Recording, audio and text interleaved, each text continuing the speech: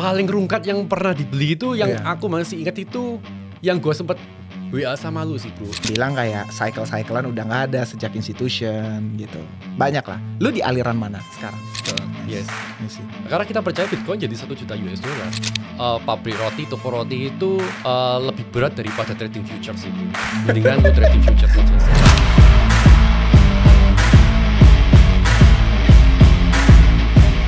Yo guys, oke balik lagi di BLP sesi 23 kalau gue nggak salah. Dan kali ini tamunya seru banget ya. Ini lately lagi ramai banget kan ya. Dia itu dikenal sebagai Bitcoin OG ya, Bitcoin orang gila bener.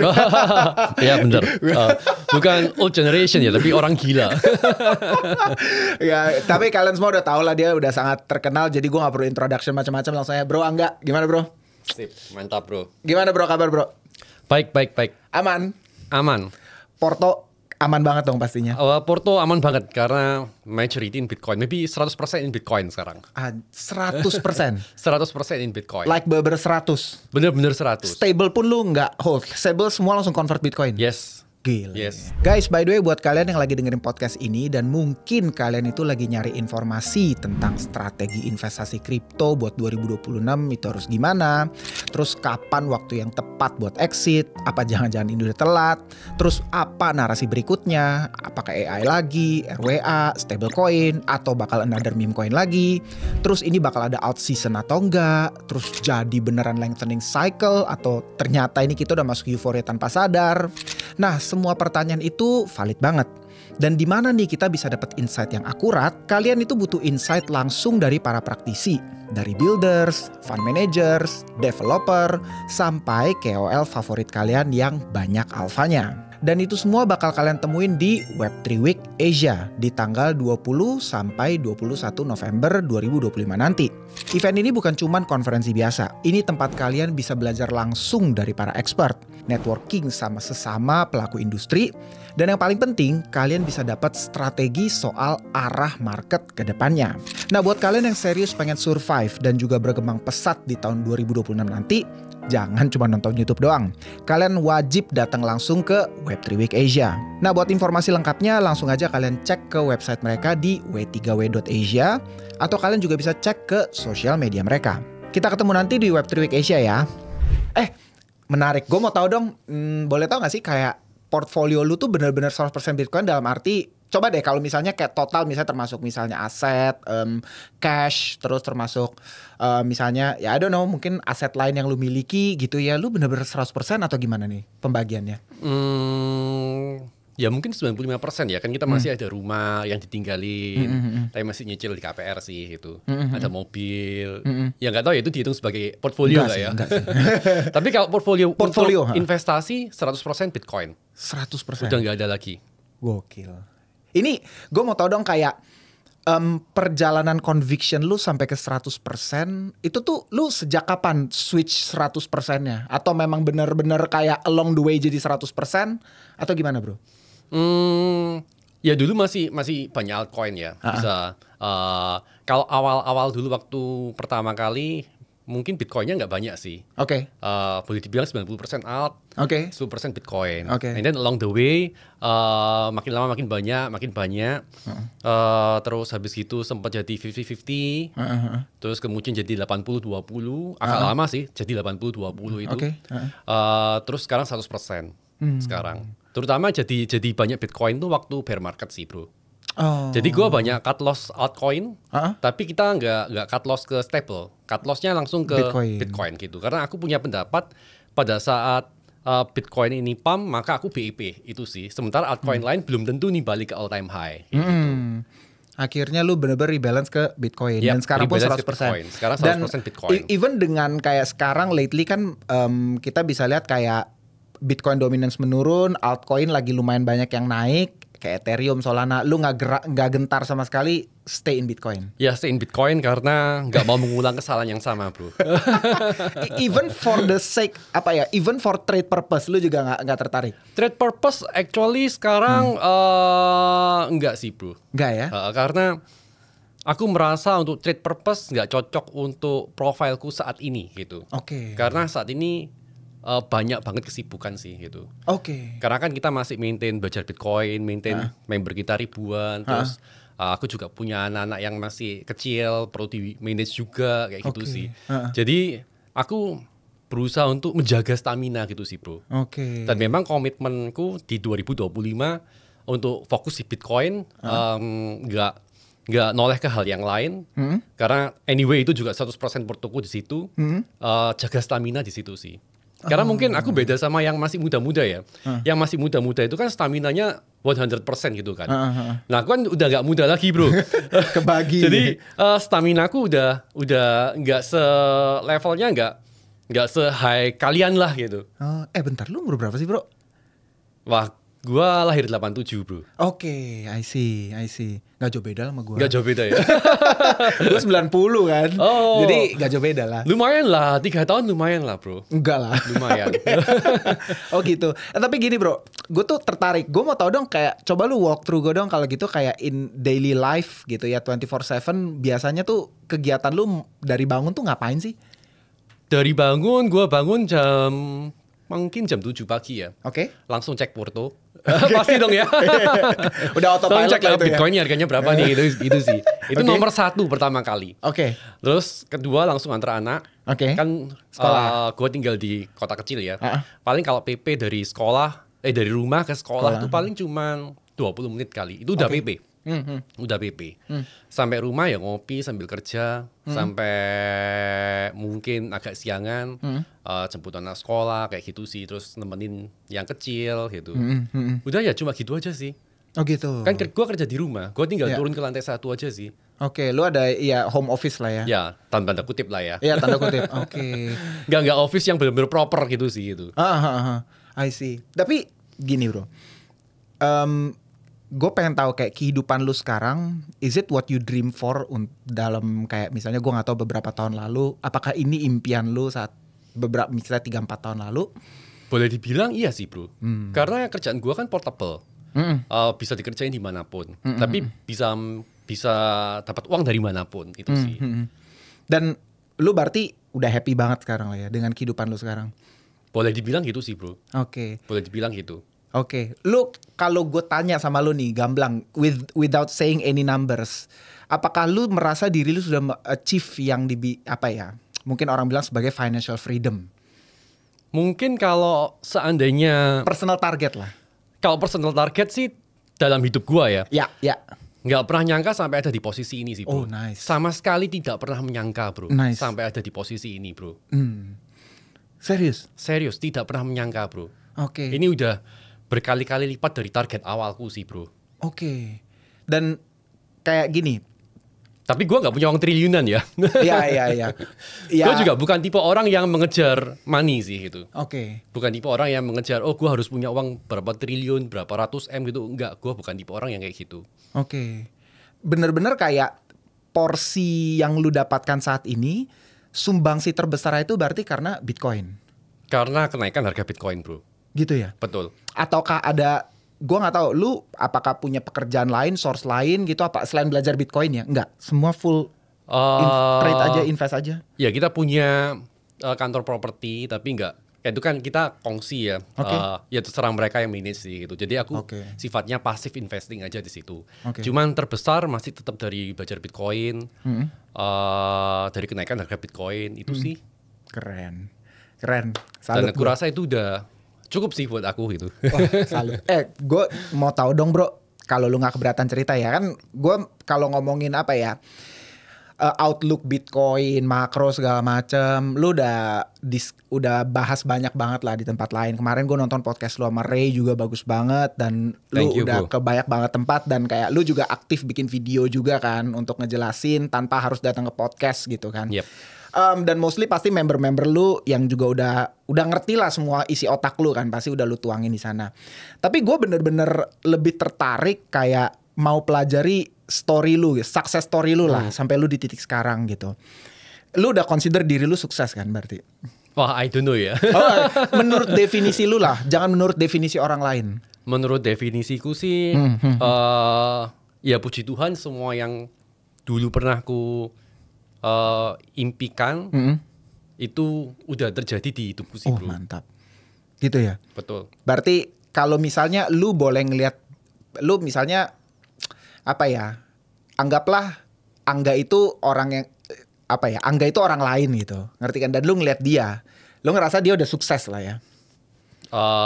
Boleh dibilang gitu lah ya. Oke. Nice. Nah, gue mau tahu tapi gini, karena gue kan pernah baca Twitter lu gitu. Gue inget banget kayak lupa kapan gitu. Tapi gue pernah inget banget waktu itu lu ada share sesuatu yang menarik, bahwa sebetulnya lu bukan correct me if I'm wrong ya. Yep. Lu bukan berangkat dari keluarga yang ya secara financially baik gitu loh. Keluarga yang sustain secara financially. Bahkan gue baca waktu itu yang paling ngenes kayaknya ya, lu bahkan pernah diusir dari rumah sama nyokap dan tinggal di becak. Bener gak sih? Enggak diusir rumah sama nyokap sih. Jadi gimana? diusir dari kontrakan. Oh, oke. Terus habis gitu nggak ada tempat tinggal, ya kita ngelamun di becak gitu sih. Itu waktu aku kecil sih. Waktu aku kira-kira umur 10 tahun sih. 10 tahun? 10 tahun. Wih. Terus maksudnya gue mau tahu dong gimana story lu tuh dulu lu kayak gimana? Coba cerita-cerita dong, kayak lu berangkatnya latar belakang gimana sih? Kalau aku sih dari keluarga yang biasa-biasa aja sih bro. Boleh dibilang, aku nggak tahu ya. Boleh dibilang kekurangan, gue nggak tahu sih. Kekurangan atau enggak. Tapi yang pasti kita nggak punya rumah. Kita selalu ngontrak. Kita pindah rumah beberapa kali. Tapi dari situ aku belajar banyak dari kedua orang tua aku sih. Yang akhirnya bisa jadi Angga yang sekarang gitu. Aku belajar banyak dari financial experience papa mamaku sih gitu. Jadi mereka dulu waktu aku lahir, ini cerita dari awal ya. Waktu aku lahir ya, mereka pernah dapet jackpot bro. Pernah dapet jackpot. Jadi zaman dulu tuh kan ada STSB kan. Itu judi legal lah bro. Judi legal. Nah itu dapetnya banyak bro. Waktu itu dapat rumah sama dapat mobil. Gitu. Uangnya bisa buat beli itu gitu? Atau emang dapatnya dalam bentuk rumah mobil? Uangnya bisa buat beli rumah sama dapat mobil baru waktu itu. Tapi karena skill untuk mengelola kurang, akhirnya itu habis juga bro. Akhirnya. Dan ini kalau aku nggak salah inget ya, cerita dari orang tua aku sih, mereka habis di meja judi juga. I see.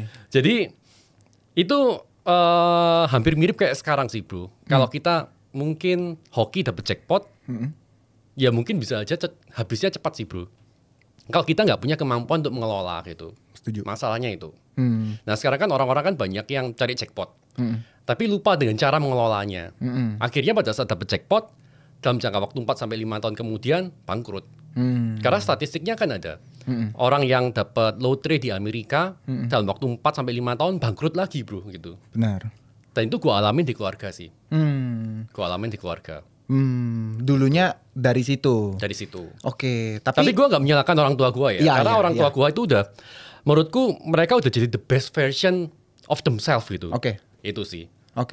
Mereka melakukan terbaik apa yang mereka bisa lah ya. Yang mereka bisa dan mereka tahu. Karena mereka kan ya lulusan SMP aja, nggak sekolah gitu. Kayak gitu sih. Nah terus lu tapi kuliah ambil apa waktu itu? Aku ambil desain. Desain? Yap. Gak nyangka gue. Jadi gelar gue tuh sarjana seni bro. SSN berarti. SSN, yes. Terus habis kuliah lu berarti ngapain? Sempat kerja desain dulu kah atau? Sempat kerja desain. Kerjaan gue ganti-ganti sih bro. Jadi kerjaan gue itu banyak banget gitu. Mungkin kalau temen yang lama ketemu gue, siap nanya kerjaan lu apa, pasti ganti sih gitu. Karena aku paling hobi pivot bro. Aku paling hobi untuk pindah kapal gitu. Karena aku selalu cari kapal yang lebih gede untuk akomodir diriku gitu. Jadi aku pernah kerja kantoran. Jadi kantoran tuh waktu pertama kali belum lulus sih. Belum lulus, kebetulan ada temen keluarganya mau buka kantor waktu itu di Surabaya. Aku yang bantu-bantu mereka dari awal gitu. Bantu-bantu mereka dari awal. Kalau tahu dulu ada website namanya lintasberita.com. Itu mereka adalah salah satu ownernya dulu. Jadi aku belajar web design juga dari situ waktu itu. Belajar coding CSS. Setelah itu terus kemudian aku lulus. Aku buka usaha fotografi sama mantan waktu itu. Oke. Yang terus, sekarang jadi istri? Oh bukan. Enggak. Tetap jadi mantan, bro. Oh tetap jadi mantan. Oke, terus? Terus kemudian kita putus. Ya udah nggak kerja itu lagi gitu. Oke. Tapi aku tetap kerja foto. Waktu foto makanan gitu, bro. Oh. Habis itu? Habis itu aku nggak kerjain itu lagi. Aku ngurusin usaha orang tua kuliner waktu itu. Oh gitu. Punya restoran atau apa? Dulu kita punya usaha industri roti lah ya, pabrik roti kecil gitu sih. Oh, oke. Pabrik roti kecil. Di Malang. Di Malang. Oke. Masih running sampai sekarang? Sekarang udah nggak running, bro. Karena buka pabrik roti, toko roti itu lebih berat daripada trading futures sih, bro. Mendingan lu trading futures saja sih. Beneran, bro. Effort sama hasilnya jauh banget ya? Yap. Effortnya segini, resultnya mungkin segini gitu. Betul. Sama kan itu ada time-nya, bro. Kalau kue itu kan sehari harus buang. Gitu. Benar. Itu ada time-nya itu yang nggak bisa ngalahin time-nya itu sih. Gitu.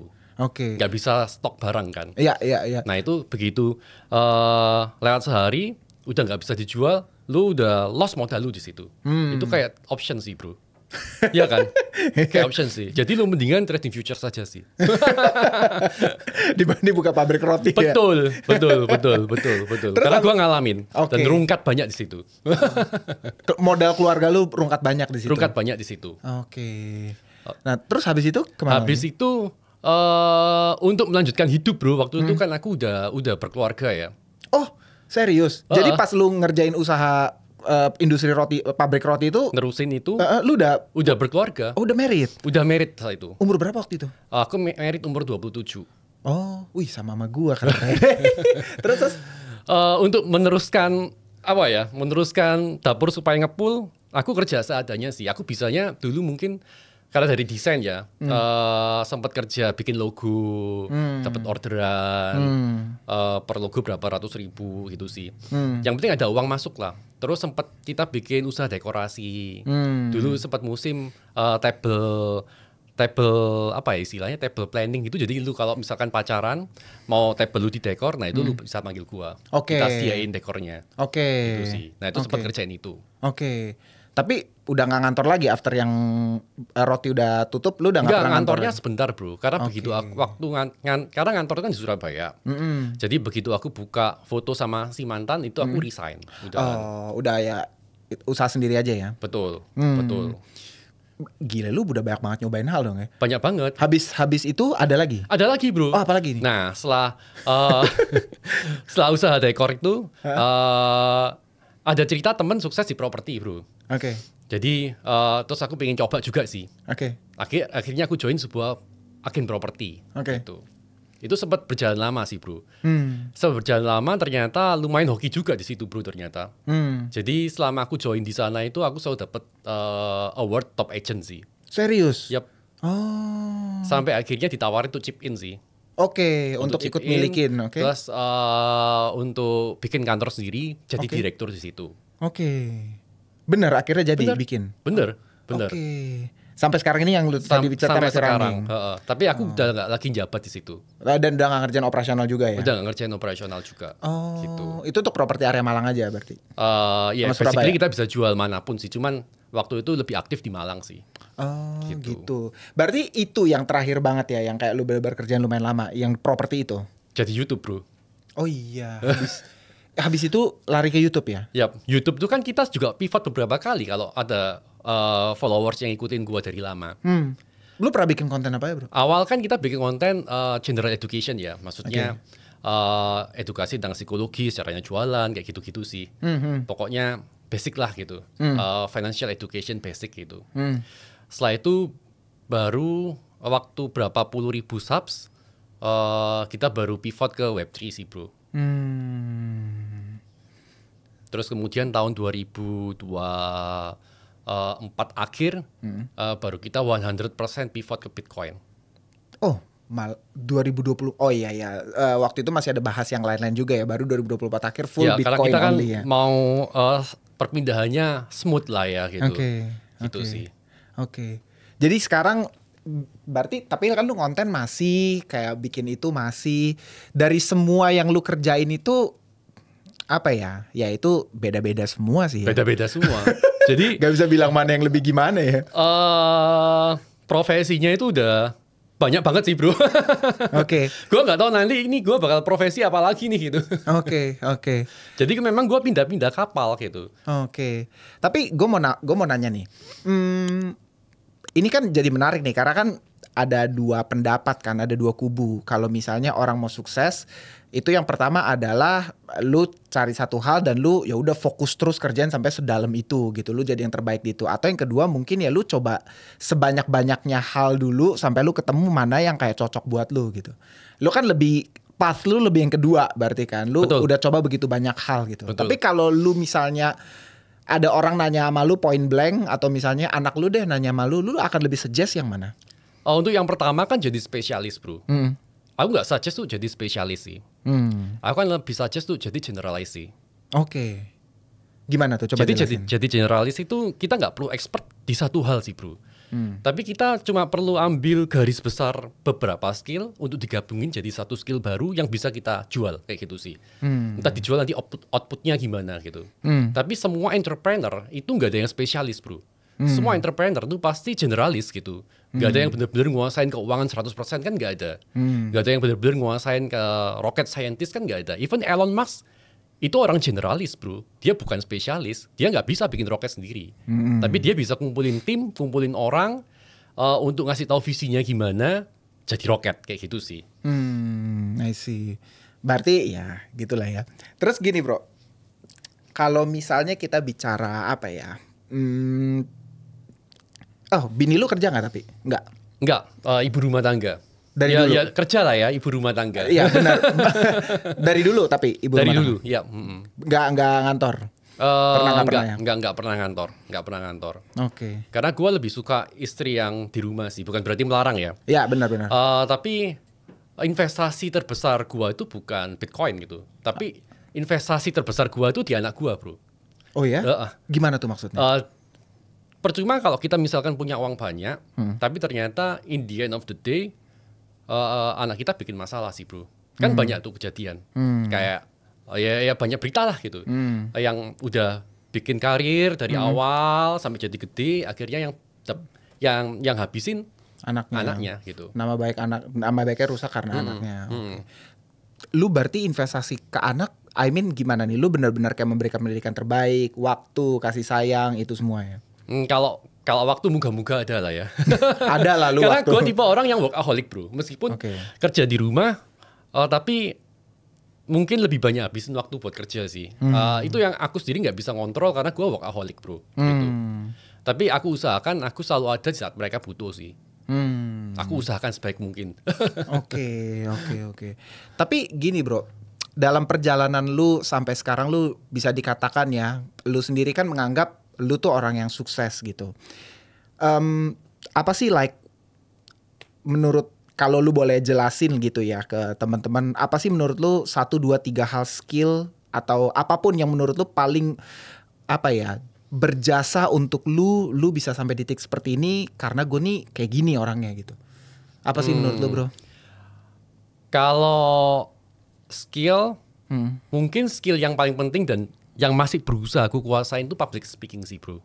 Oke. Public speaking, jago ngebacot lah istilahnya gitu. Nah itu gue sebagai orang introvert masih belajar untuk jago ngebacot sih. Oke. Terus yang kedua ya belajar banyak skill lah gitu. Belajar banyak skill karena kita nggak tahu nanti kita bakal pakai skill yang mana. Jadi dulu gue nggak tahu gue bakal jadi apa bro. Gue nggak ngerti masa depan gue kayak apa. Jadi gue waktu itu baca banyak banget buku sih, anything gitu. Mau buku tentang public speaking, mau buku tentang keuangan, buku sejarah, semua gue lalap sih bro. Karena gue nggak tahu gue bakal jadi apa. Jadi gue ambil resource dulu sih. Gue ambil resource dulu. Dan ternyata beberapa dekade kemudian itu semua gue butuh sih bro. Jadi sekarang mungkin yang masih muda belajar banyak skill sih. Belajar banyak skill sama nothing tulus sih. Nothing tulus. Setiap ada opportunity jangan takut, ambil aja. Karena mungkin opportunity itu nggak akan datang 2 kali sih bro. Tapi gue setuju. Contoh gini sih bro. Dulu waktu bikin YouTube bro, gue itu nggak ngerti sama sekali tentang crypto, Web3 itu apa, gue nggak ngerti bro. Jadi pertama kali itu kita bikin konten tentang Bitcoin. Ya jelasin secara general lah ya. Dan terus kemudian konten itu boom. Terus dikontak sama Toho Crypto waktu itu. Mereka mau endorse, oke lah gitu. Ya udah gue jelasin gitu. Sejauh yang gue ngerti. Terus kemudian gue dikontak sama salah satu exchange gitu bro. Exchange gede banget sih ini. Global lah, number one ya. Oke. Mereka waktu itu pingin bahas tentang stablecoin. Terus gue bilang, yang ngasih gue order, gue nggak ngerti itu apa gitu. Terus sama dia dikasih skrip bro. Ya udah lu baca ini aja skrip, udah gue bikinin, lu tinggal baca. Terus gue pelajarin, gue ubah jadi kata-kata gue baca, bikin jadi konten. Ternyata konten itu sukses bro.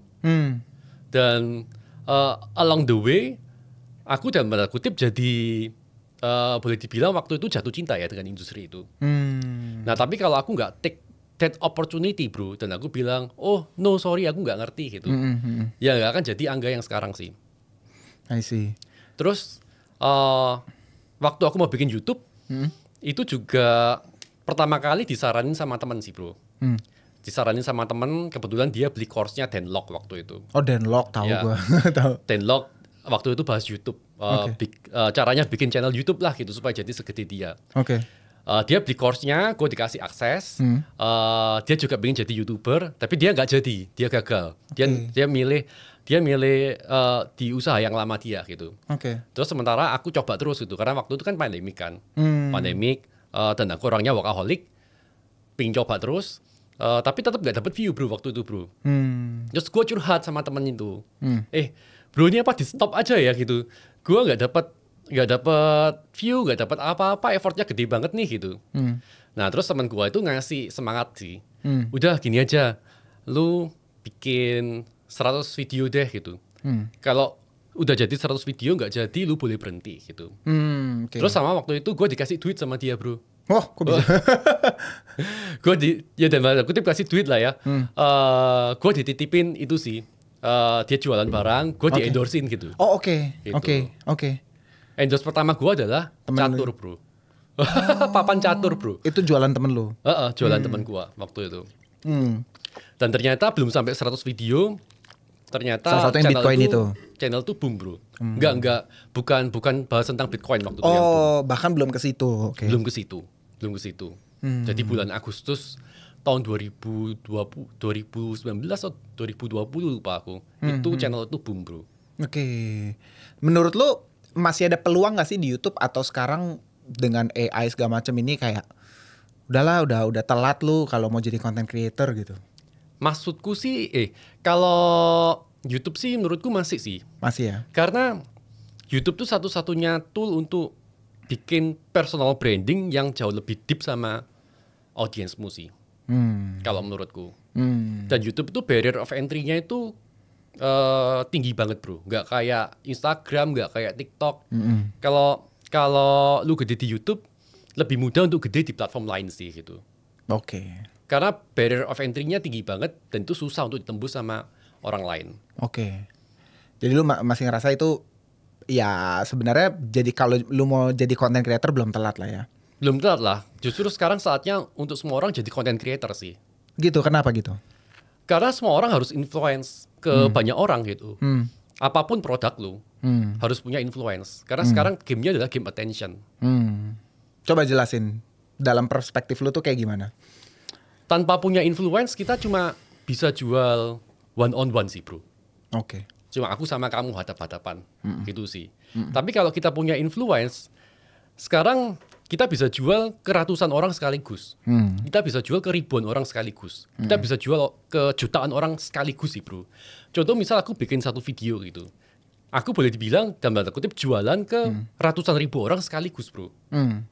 Hanya dengan satu konten. Benar. Itu sih. Benar. Dan gak ada cut off-nya juga kan? Gak ada cut off.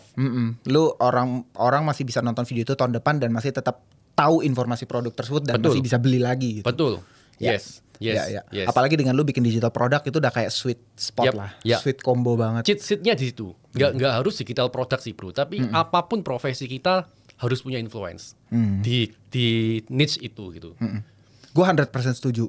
Gue bener-bener kayak apa ya, kalau temen-temen deket gue nanya mesti ngapain, gue bilang lu harus bangun personal branding sih. Itu kayak menurut gue kayak apapun karir lu, apapun pekerjaan lu, mau lu PNS, mau lu karyawan, apapun basically, lu harus di sana sih. Karena itu yang akan bisa elevate semua opportunity itu tiba-tiba bisa naik dan tiba-tiba lu bisa menemukan peluang-peluang baru yang lu nggak akan bisa temuin kalau lu nggak build personal branding. Betul. Susah. Betul. Gitu. Betul. Ibaratnya gini sih bro, kalau lu punya personal branding, lu jual tai aja laku. Ya, gue setuju. Itu. Gue setuju. Karena lu punya follower yang loyal gitu. Karena orang beli itu bukan beli produk bro pertama kali. Tapi orang beli itu adalah beli kamu gitu. Betul. Jadi benar-benar kayak lu jangan sampai deh kayak menurut gua kayak lu pengen berhasil segala macam di era sekarang ya. Lu masih pilih pas yang kayak oke, gue bekerja nanti setelah 5-10 tahun karir gue bisa naik, gaji gue bisa naik. Waduh bro, ya bukannya salah gue bilang ya, tapi kayak kalau lu mau cepat dan lu mau bener-bener berhasil dengan baik gitu ya path nomor 1 menurut gue harus personal branding sih. Kalau nggak susah. Susah. Di era kan sekarang kita tahu lah ya kayak gak tau lu pernah lihat gak sih survei itu kan katanya sekarang kayak orang itu ngelihat screen itu sehari bisa di atas 6 jam gitu loh. Jadi kayak lu harus nongol di sini basically. Gitu. Lu harus tampil di sininya orang-orang baru lu bisa dikenal, lu baru bisa menemukan opportunity yang baru dan seru lah gitu. Betul. Lu berarti masih akan terus konsisten untuk bikin konten terus ya, masih jalan ya. Itu masih ada dalam plan lu dalam mungkin 3-5 tahun ke depan. Masih dalam plan. Karena ya itu satu-satunya untuk bikin chemistry, bikin personal branding sih bro. I see. Lu ini gak sih? Gak tau, ini gue jadi pengen nanya. Ini tuh lagi jadi lumayan kegelisahan gue lah anjir. Tiba-tiba gue curhat. Gue tuh start dari awal tahun ini tuh gak gitu ngonten kan. Di TikTok tuh gue udah sunset parah. I see. Intentionally, sengaja. Okay. Gue berkali-kali bikin skrip, bikin video, nggak jadi deh gitu. Nggak kayak kalau sebelumnya kan gue bisa sehari 3, sehari 2, sehari 3. Karena ya I don't know ya, like ada satu pemikiran yang masuk di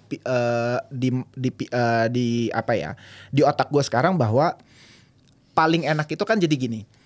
Kalau ada 4 kuadran gitu ya, kita bayangin ya, tidak terkenal dan tidak sukses itu yang paling nggak enak. Oke.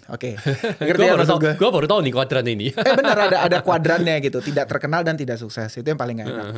Terus ada yang kayak terkenal tapi tidak sukses, ini juga nggak enak. Ada yang kayak sukses tapi tidak terkenal, ini paling enak. Dan ada yang terkenal dan sukses, ini juga sebetulnya.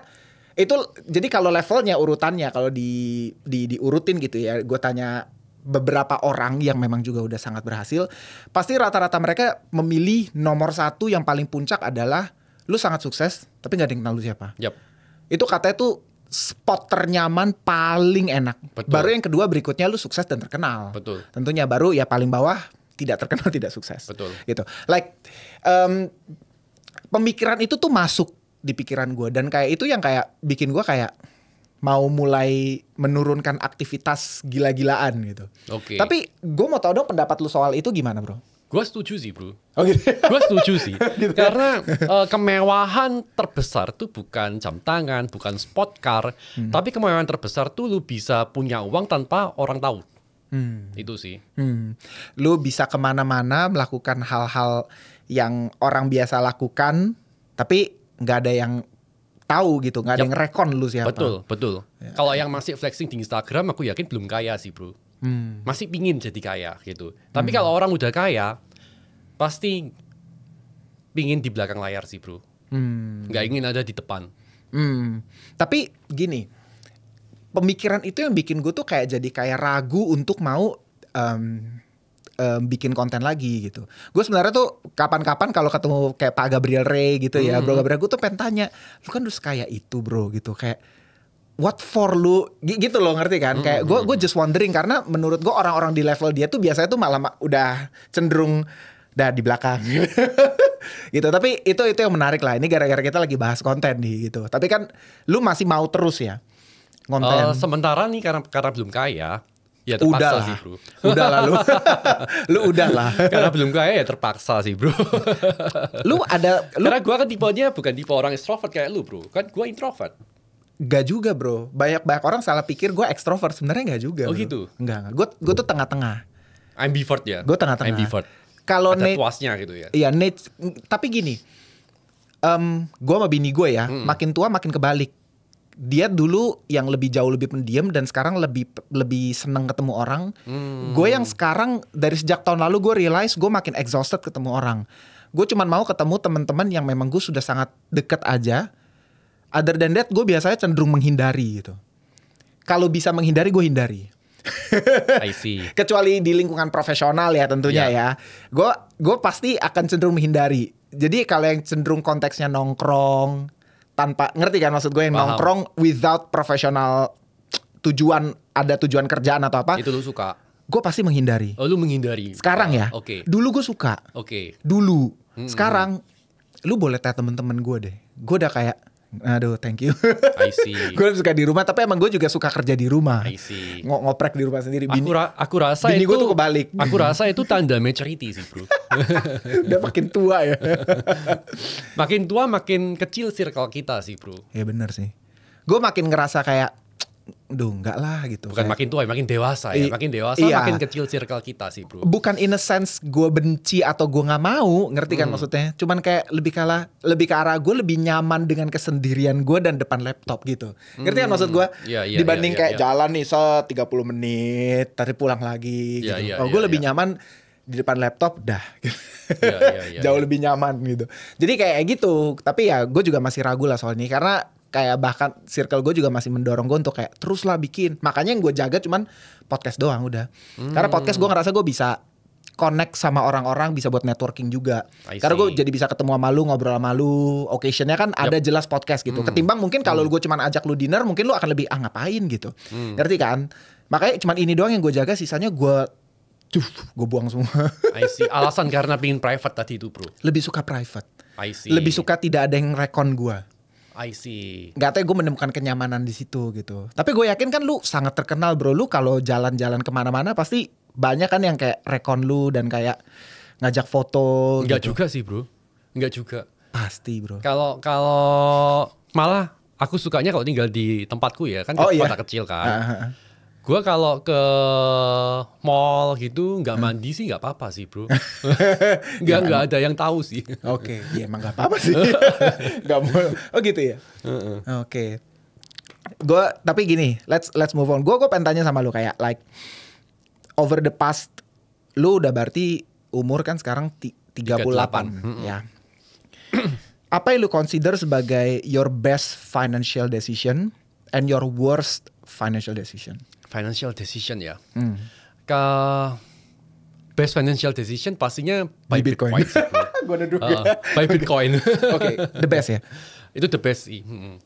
Karena waktu FTX bangkrut itu, kan harga Bitcoin sempat turun ke 16.000 tuh. Ya. Nah di situ gue all in di situ sih bro. Bener-bener 100% super all in di situ sih. Dan terus DCA terus sampai hari ini gitu. Itu aku rasa best financial decision sih. Tapi kalau kita nggak dig the rabbit hole Bitcoin, nggak akan bisa punya conviction kayak gitu. Betul. Sih. Nggak akan bisa punya conviction. Ujung-ujungnya naik 10% TP. Kalau my worst financial decision itu selalu datangnya dari temen sih bro. Oh iya, ngikutin saran temen. Ngikutin saran temen. Apa contohnya? Contoh misal beli altcoin A gitu. Misal terus ikut kayak semacam apa namanya pre-sales. Dulu kan sering kan ya pre-sales ya. Itu kan rungkat semua. Itu alfanya cycle yang lalu lah. Iya benar.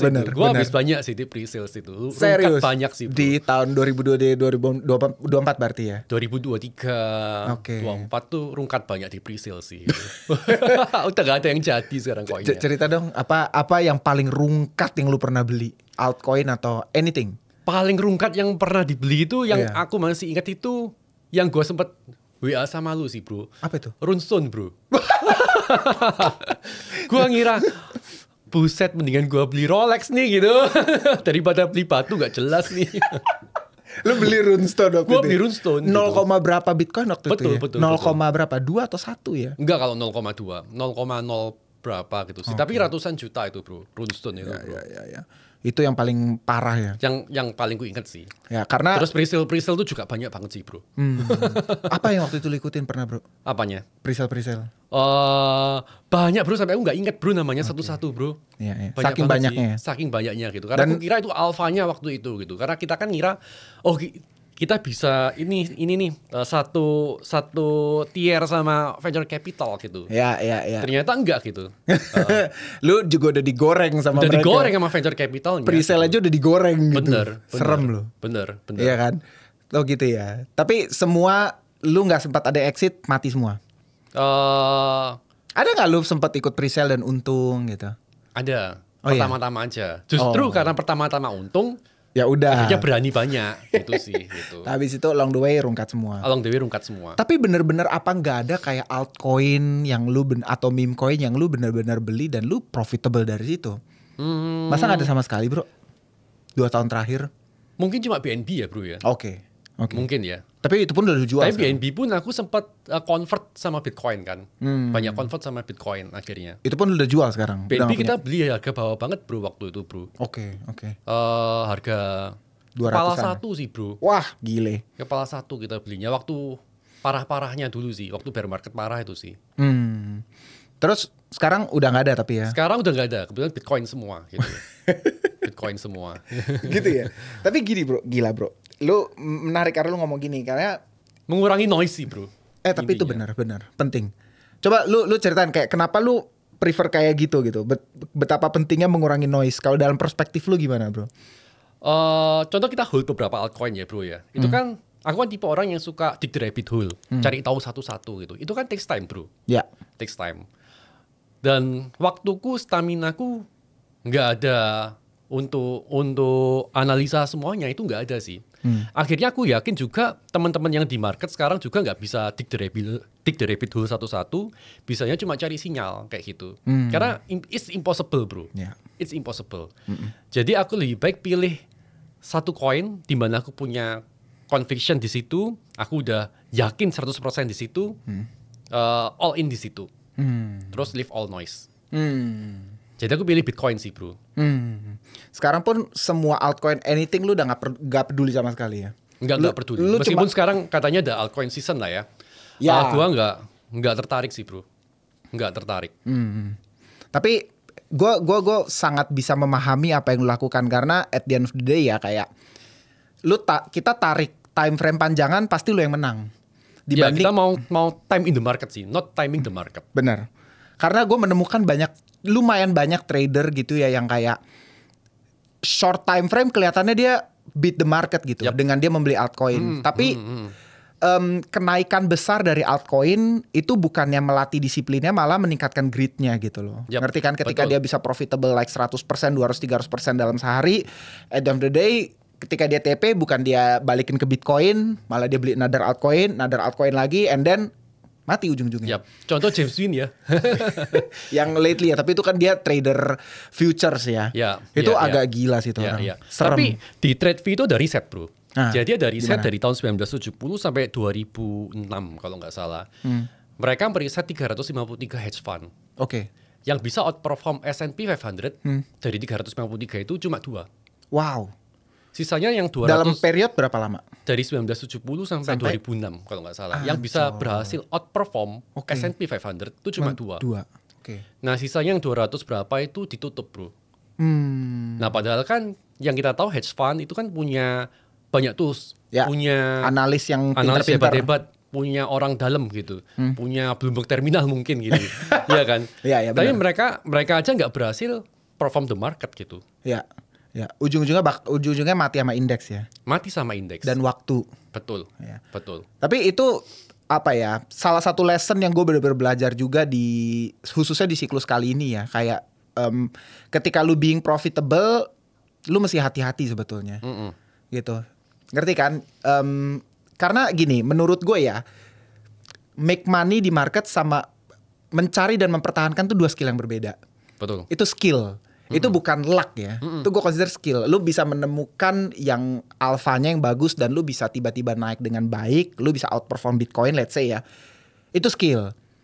skill berikutnya adalah mempertahankan gitu. Itu yang susah. Itu yang paling susah. Itu yang susah. Itu yang susah. Karena kalau kita udah biasa trade futures nih misal, nggak trade lagi itu dopaminnya kayak nggak ketarik, nggak dapat gitu sih. Iya bener. Jadi makanya aku kan beli runestone, terus kemudian beli meme, lain-lain tuh hanya untuk memuaskan dopamin gua aja sih. Benar. Other than that, ujung-ujungnya apa ya, time frame long enough, lu kalah sebetulnya. Kalah, betul. Rata-rata kalah. Gue soalnya bisa cerita ada banyak case lah teman-teman gue trader meme coin ya, yang kayak 10 sol jadi 2000 sol gitu ya, ada yang jadi 1000 sol 1500 gitu ya. At the end of the day kayak bukannya dia being grateful dan akhirnya dia mending lu cash out jadi rupiah, gue masih lebih appreciate lah. Lu beli apa gue oke. Tapi itu pun menurut gue juga jadi salah gitu loh, ngerti kan? Kan ujung-ujungnya outcome-nya tuh bisa dua yang fatal. Yang satu adalah lu terus-menerus gambling, atau yang kedua lu cash out malah lu langsung beli hal-hal yang sebenarnya lu nggak perlu gitu. Karena lu merasa gampang nih, besok bisa cari lagi gitu. Itu ngerusak mental menurut gue, ngerti kan maksud gue? Betul. Lu cash out misalnya terus lu beli jam Rolex gitu atau apa gitu. Lu baru punya uang 500 juta, tiba-tiba jebret lu beli Rolex Sky Dweller bisa 330 juta. Karena lu ngerasa oke, cari 300 juta gampang. Gitu. Akhirnya lu ngerasa dengan sisa 170 juta lu bisa lipat gandain lagi, yang ada malah lu mati gitu. Yep. Itu gak tahu kenapa bro, gue ketemu banyak banget di orang tuh kayak gitu. Karena ya kan? Mungkin orang ngiranya gue punya skill gitu. Tapi ternyata itu cuma luck bro. Benar. Itu cuma luck. Benar. Dan itu yang kayak perenungan yang lagi gue pelajarin lately.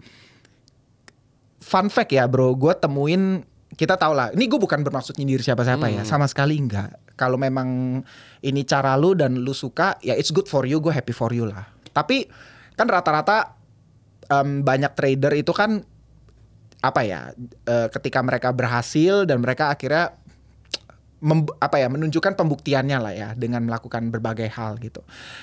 But fun fact, gue menemukan the best traders I've ever met ya.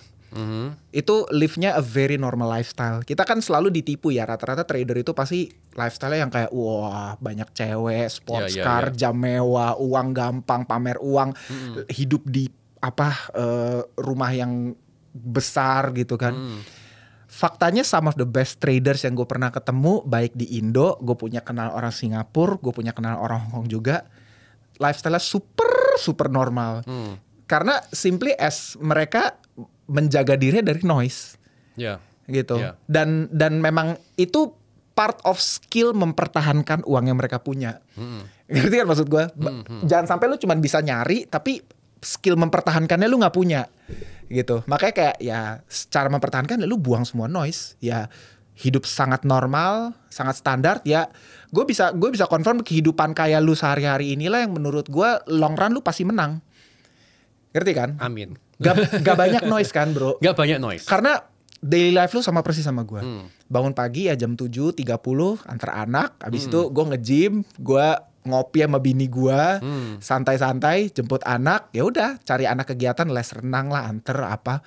Tapi like gue memang juga menghindari semua hal-hal seperti itu, yang ngelatih sih untuk apa ya? Gue harus ngedevelop skill mempertahankan uang.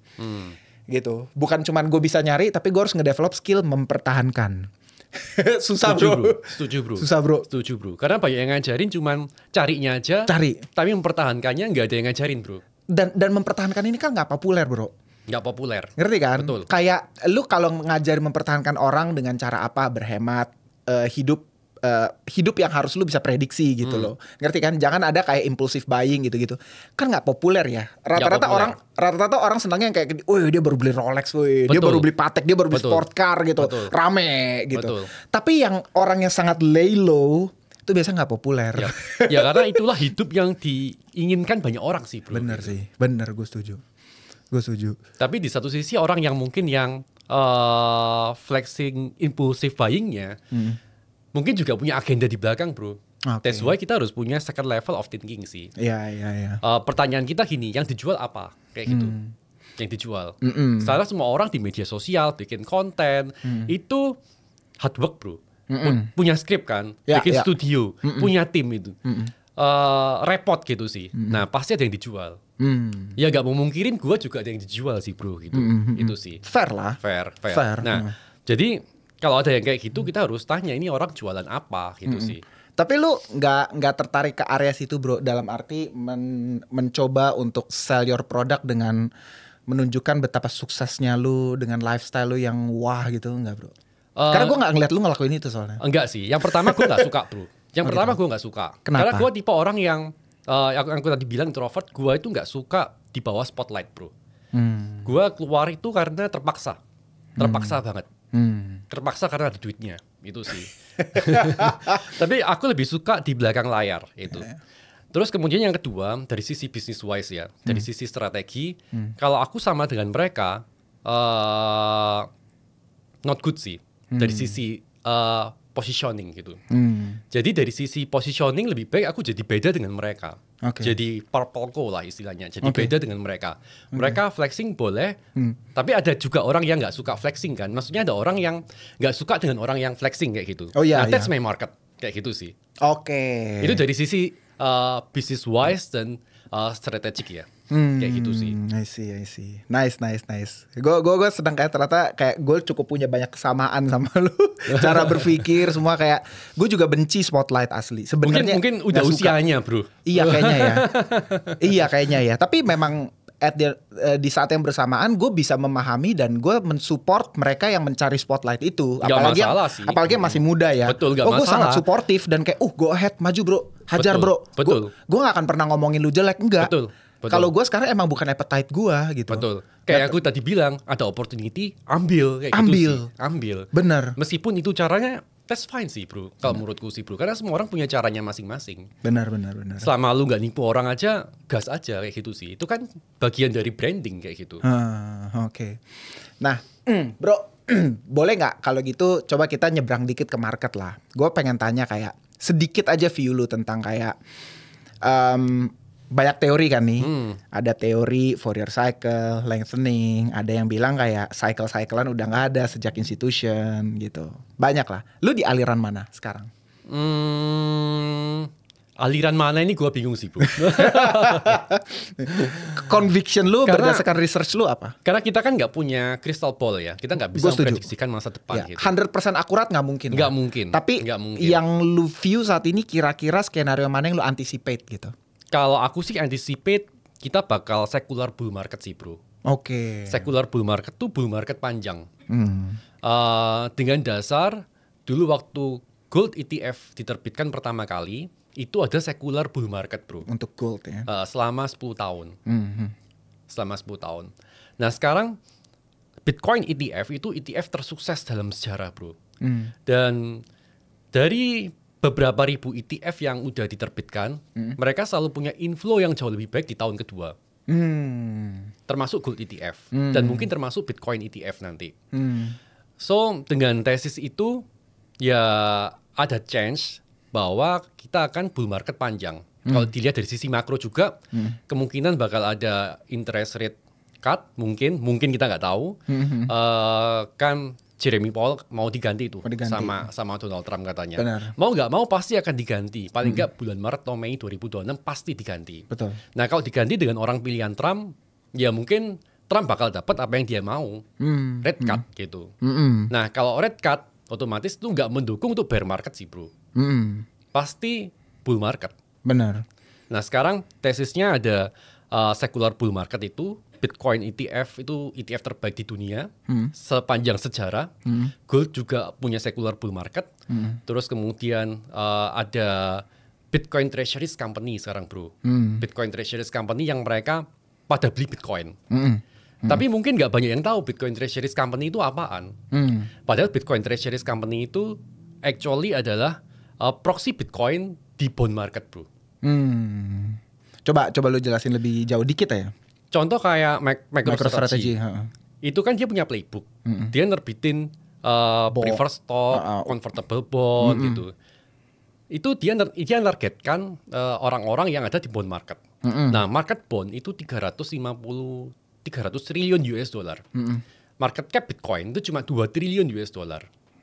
So, seller mentargetkan bond market dengan Bitcoin sebagai sebagai backup aset dari bondnya, bro. Jadi bond market itu gede banget. Dan itu bisa diserap di Bitcoin via Bitcoin Treasuries Company. Dan udah mulai banyak companies yang following path-nya si MicroStrategy kan? Jumlahnya ratusan, bro. Jumlahnya ratusan. Dan mereka nggak mungkin jual Bitcoin-nya. Nggak ada jual Bitcoin di playbook-nya. Karena mereka harus jaga bond-nya tetap di kolateral dijamin sama Bitcoin. Itu Bitcoin. sih. Benar-benar. Ini menarik karena tahun lalu gue tuh sempat ngobrol sama temen gue, orang Thailand ya, yang dia juga lagi dia juga men-set up MicroStrategy in Thailand. I see. Dan dia cerita sama gue playbooknya kayak gini, caranya gini segala macam. Ada public companies dibongkar, laporan keuangannya diganti, jadi ya masuk ya intinya jadi mirip MicroStrategy lah. Persisnya detailnya gue nggak bisa ngomong, tapi kayak dia benar-benar memprediksi bakal banyak sekali ya. Dari tahun lalu dia udah ngomong sama gue bakal banyak sekali perusahaan yang akan following playbooknya MicroStrategy, apalagi dengan era Trump kayak gini segala macam kayak. So dia juga emang giga bullish luar biasa lah dengan Bitcoin gitu. But oke. Jadi plan lu adalah sekarang lu bener-bener bakal holding dan tidak akan jual. 100% holding, nggak akan jual. Oke. Apakah lu ada ketertarikan misalnya like sebagian lu trade kah gitu, jual dulu nanti kalau ada koreksi lu bisa beli dengan harga yang lebih baik gitu? Enggak bro. Hei, gue seneng nih. Hold forever. Hold forever. Apakah lu ngelakuin gak sih strategi untuk ya I don't know, misalnya kayak lu lending borrowing Bitcoin lu supaya lu bisa dapat cash, lu ngelakuin hal seperti itu juga? Iya dong. Kita lakuin sejak 2021 malahan. Serius? Oh. Sejak 2021 harga Bitcoin 40.000, 30.000 itu kita udah lakuin itu sih, bro. Udah lakuin. Dan sempat lebih gila lagi sempat kena liquid 16.000 sih. Kena liquid kita nggak kena liquid. Jauh ya lu. Hampir. biar nggak kena liquid kerja, bro. Waktu itu, bro. Oh lu pay loan-nya gitu ya? Enggak sih, beli Bitcoin sih, bro. Tambahin gitu. Tambahin Bitcoin-nya. Oke. Kita nggak pernah bayar loan. Oh gitu. Oh, lu lakuin itu di exchange? Di exchange, DEX. DEX ada juga loh. Ada dong, ada. Dulu ada. Sekarang? Dulu malah banyak di DEX ya, karena exchange kan nggak terlalu banyak yang punya fitur itu. Dan kecil banget yieldnya juga kan. Betul. Di DEX kayak di DEX jauh lebih besar. Tapi lu masih lakuin di DEX gak sekarang? Di DEX sekarang udah nggak. Actually, di DEX gue lebih aman decentralized exchange sekarang perumahan. Oke. Tapi gini, strategi lu berarti lu nyimpen Bitcoin itu apakah pakai Ledger atau lu taruh di checks aja? Ledger ada, tapi kalau Ledger itu kan kayak ya udah cold wallet kan, stay di situ, kita nggak apa-apain, bro. Kita nggak konekin ke Web3 sama sekali gitu. Benar. Yang kita pakai buat dalam tanda kutip main atau dikungfuin ya yang ada di exchange. Yang di exchange itu. Lu ngegulung pernah rekor paling gila sampai berapa kali, bro? Oh, kita udah ngegulung ribuan kali sih, bro. Serius? Ribuan kali? Ribuan kali. Dari 2021 sampai sekarang lo? Betul, karena sehari aku bisa 2-3 kali mungkin gitu. Sehari 2-3 kali? Gokil. Makanya gue dibilang OG kan? Iya, orang gila sih. Orang gila. Wah, gila. Serius, gue baru tahu nih ribuan kali. Ribuan kali. Gue sekarang lagi ngelakuin itu sih. I see. Tapi cuma 2 kali. Oh, 2 kali. 2 kali. Kalau harga naik kan kita bisa gulung lagi, bro. Gulung lagi, bener. Iya kan? Tapi kayak... Nah, dari 2022 harga 16.000 sampai ke 119.000 itu kan kenaikan yang lumayan eksponensial lah ya. Terus itu kan bisa diputer tiap hari, bro, gitu. Tergantung conviction lu sih gitu. Ya bener sih. Lu tapi... ya karena gue ngerti teknis ini, lu puternya di satu exchange doang atau lu multi exchange? Dulu satu exchange, terus sekarang kita bagi-bagi sih. Karena udah terlalu gede untuk jadi di satu exchange. Benar. Paid-nya juga nanti pusing karena numpuk terus kan dia. Betul, kan. Iya kan? Ketika lu mau pay yang inisialnya kan dia jadi numpuk terus kan. Sehingga ketika dia mau lu bisa tarik Bitcoinnya jadi udah terlalu besar hutang yang lu harus bayar dulu gitu loh. Ngerti kan? Emang itu udah paling bener. Lu spread gitu kan, kayak di beberapa, bahkan lu mungkin bikin sub account kan untuk lu bisa dapat, lu bisa dapetin kayak oke, bayar dikitnya di sini, dapat lagi kolateralnya, lu pinjemin lagi. Gila. Betul. Lu ngegulung gitu terus jadinya. Ngegulung gitu terus sampai hari ini, bro. Gila. sampai hari ini. Karena kita murid percaya lu juga ngelakuin itu ya? Oh yes, Nice. yes. I see. Karena kita percaya Bitcoin jadi $1 juta. Tapi untuk melakukan hal itu nggak bisa kalau nggak punya conviction, bro. Ya benar. Nggak bisa kalau nggak punya conviction. Benar. Dan nggak bisa kalau lu masih punya noise, bro. Kan pasti ada teman yang bilang, ini lu bagus nih projectnya kayak gini. Ketarik di situ, kayak gitu sih. Untuk bisa nguasain ilmu itu benar-benar harus leave all noise dan punya conviction itu sih, bro. Apakah menurut lo conviction itu hanya bisa 1-2,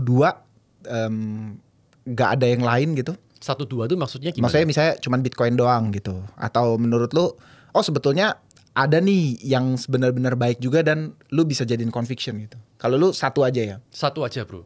Satu aja. Karena kita semua itu kan punya aktivitas di luar ya. Ada yang jadi dokter, ada yang jadi arsitek, ada yang masih kerja kantoran, kerja di bank gitu. Lu nggak punya waktu untuk trading atau riset koin lain, nggak punya waktu. Itu bukan makanan kita sebagai retail sih actually. Jadi ya udahlah ya. Bitcoin aja lu gulung terus aja. Betul. Ya. Gila. Karena aku yang 100% waktuku di sini itu nggak sempat untuk analisa satu persatu, bro. Dan udah analisa pun masih salah gitu. Masih bisa salah. Benar. Karena faktornya banyak banget. Bukan tentang project itu bagus atau enggak gitu. Tapi macam-macam, bro. Gimana market makernya main, gimana token unlocknya, macam-macam sih. Kalau kita ngomongin altcoin ya, macam-macam. Itu tapi menarik sih karena gue lumayan ngikutin kan fenomena. Ya gue banyak rek juga sih di altcoin, beberapa kali rugi lah. Fenomenanya kan intinya to put it simple ya, like gue pernah ngobrol sama satu orang. Kebetulan ini gue lumayan dekat sama dia orang Hong Kong, dia kayak orang VC lah. Dia bilang gini, VC market maker ini tuh ngerti kalau retail pasti akan heavy into altcoin. Karena rata-rata nggak akan tertarik dengan potential gainnya Bitcoin gitu. Makanya mereka carinya altcoin. Makanya kayak karena dia udah ngerti itu ya udah dia launching sebanyak-banyaknya project ya. Terus mereka akan trim lu along the way. Lu mati lagi, ujung-ujungnya mereka beli Bitcoin lagi melalui berbagai proxy. Jadi itu kayak fenomena yang sangat menarik. Gue ngelihat betapa pintarnya smart money untuk kayak ngambil uang lu untuk mereka bisa beli Bitcoin lagi. I see. Dan banyak yang kena kan. Dan playbooknya kan kalau dulu kan ya kita tahu lah altcoin, alt season segala macam. Tapi temen gue ini yang bilang pertama kali lu mesti hati-hati karena kan sekarang tuh lu pasti pernah dengar kan istilah low floating supply tapi high fully diluted value kan. Ya itu yang dilakukan VC kan sebetulnya kan. Dia kayak projectnya tuh kayak seolah fresh, baru, tapi sebenarnya kayak valuasi udah gak masuk akal karena udah ditunggangin begitu banyak VC gitu. Dan ujung-ujungnya ketika mereka unlock mereka kan trim lu terus along the way. Dan monkey business kan gitu. Monkey business. Karena dulu waktu di awal kan gue suka kulikin tuh satu-satu. Oh ini menarik nih kayak gini. Kan dulu ada macam-macam ya, ada game fee, NFT itu narasinya kan, buat aku tuh menarik banget sih gitu. Tapi lama-lama gue merasa gue nggak perlu belajar ini semua gitu. Gue gak perlu belajar ini semua sih gitu. Itu noise memang. Itu noise yang bisa bikin lu distract. Baru habis itu kan playbooknya itu pindah dengan sangat cepat gitu. Akhirnya jadi pump fund ya kan. Itu jadi kayak fair launch untuk semua orang bisa launch their own project gitu dengan sangat fair gitu segala macam. Sekarang ada launch coin segala macam. Tapi kayak aduh kayaknya gue juga udah consider gak tau ya. Terakhir gue udah bilang sama teman-teman kayak jangan deh. Lu jangan buka meme coin atau apa lagi deh, kayak bukannya gue ngelarang ya, cuman kayak ya kalau lu siap loss ya silakan gitu. Uang itulah uang untuk memuaskan dopamin aja. Iya, kalau memang lu siap loss ya silakan gitu. Tapi kayak lu harus understand bahwa resikonya tuh sekarang udah jauh lebih sulit. Karena menurut gue gini ya kan banyak bilang kayak apa sih alfanya meme coin ini apa gitu. Pada dasarnya kan rata-rata orang kan berusaha tracking wallet kan, tracking smart wallet kemana gitu. Tapi menurut gue itu pun ada celahnya. Pada dasarnya lu nggak tahu dia mau ngedam kapan. Ngerti kan maksud gue? Kalau VC kan masih ke taker, dia ada unlock schedule-nya. Tapi kalau kayak dev meme, lu nggak akan tahu kapan dia mau ngedam. Sehingga kayak ya sewaktu-waktu lu bisa mati secepat itu gitu. Betul. Jadi kayak udahlah. Kan jadinya kayak kasino kan bro. Betul. Nah the only game you can win in casino is Bitcoin bro. I see. Dan mulai dari awal lagi nih, belajar dari pengalaman orang tuaku. kalau lu menang di kasino, lu bakal rungkat di kasino juga. Itu sih. Iya, benar. Jadi itu orang terjadi tuaku sih. Jackpot di STSB, rungkat di meja kasino juga gitu. Habis bro. I see. Dan udah nggak bangkit lagi dari situ ya? Our family itu up and down sih bro. Okay. Up and down. Sempat kita bangkit, tapi kita mungkin waktu itu ada salah strategi bisnis, terus ada salah namanya dalam tanda kutip orang kaya baru ya, banyak impulsive buying. Jadi balik ke titik nol lagi sih bro. Gitu. Ya. Tapi bahkan tahun 2019 tuh gue sempat pengen bunuh diri sih bro. Serius? Why is that? Lu udah married, udah punya anak kan? Udah married, udah punya anak. Pengen gue tembakin aja semua sih waktu itu gitu. Anak lu umur berapa? Waktu itu umur berapa ya? Kalau sekarang umur 10 sih. Waktu itu mungkin umur 5 tahun kali ya. Karena aku merasa waktu itu aku kecewa sih dengan diriku sendiri gitu. Karena udah try anything tapi nggak bisa dapet sesuai yang aku mau sih bro waktu itu. Jadi waktu itu utang juga banyak sih bro. Utang juga banyak, gestun terus gitu. Nah gestun gue juga belajar dari orang tua gue sih. Oh iya. Jadi sekarang gue nggak bisa buka kartu kredit sih bro, karena nama gue di blacklist. Di blacklist. Abusing kartu kredit gitu. Sampai suatu hari itu pernah gestun di merchant online sih gitu. Itu nggak dicairin bro. Serius? Dan gue stres banget gitu. Karena ada tagihan kartu kredit waktu itu. Jadi pingin mati aja sih. Tahun 2019 waktu itu gue udah mau terjunin mobil ke jurang gitu. Kan rumah gue itu kan kalau di Malang tuh kan berkontur ya. Itu banyak jurang di sana sih bro. Bahkan belakang rumah gue masih jurang sekarang. Oh gitu. Banyak jurang di situ. Tapi waktu itu aku stres gak pulang bro sampai malam bro hari itu. Karena gak dicairin sama merchantnya. Itu puluhan juta sih bro. Puluhan juta. Gak pulang sampai jadi orang gila sih bro. Di mobil tuh sampai malam bro. Sendirian? Sampai akhirnya aku punya pengalaman spiritual waktu itu bro. Gimana tuh? Aku ketemu dengan diriku sendiri 4 tahun kemudian bro. Hah? Gimana maksudnya? Jadi aku ketemu dengan Angga yang 4 tahun kemudian. Ini pengalaman real. Maksudnya ya namanya orang udah maksudnya gimana ya? Kayak udah bisa meracau sendiri gitu sih, bro. I see. Udah saking stresnya, saking gilanya sih. Aku ketemu dengan Angga yang 4 tahun kemudian dan dia bilang, give yourself second chance. Kalau misal 4 tahun lagi kamu gak jadi, bolehlah kamu masuk ke jurang itu gitu.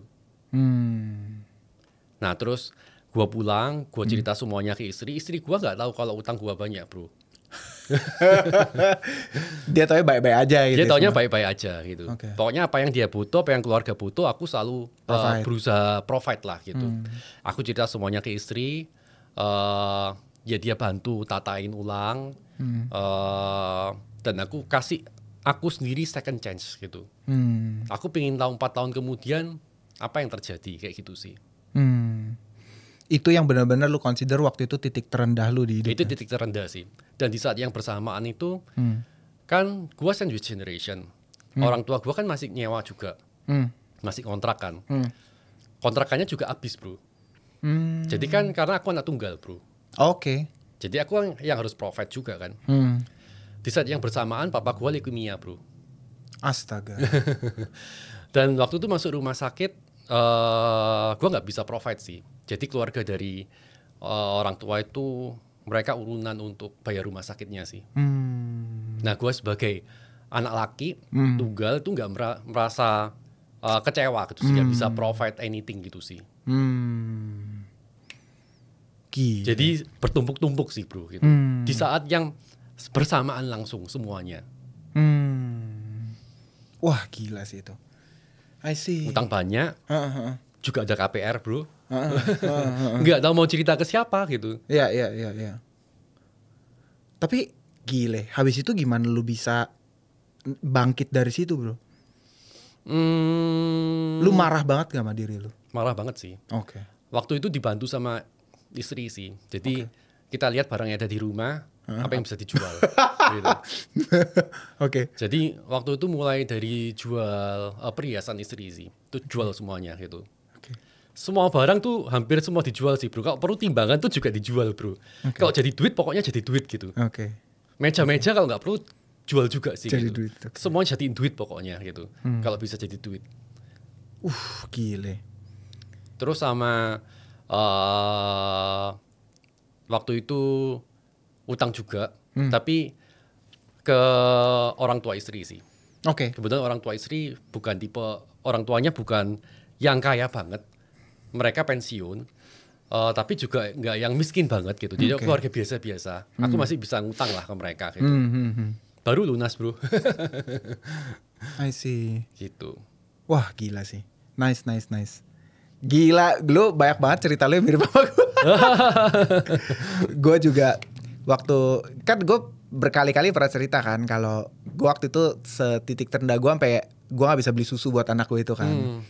Anak gue sebulan, 2 bulan, 1-2 bulan lah.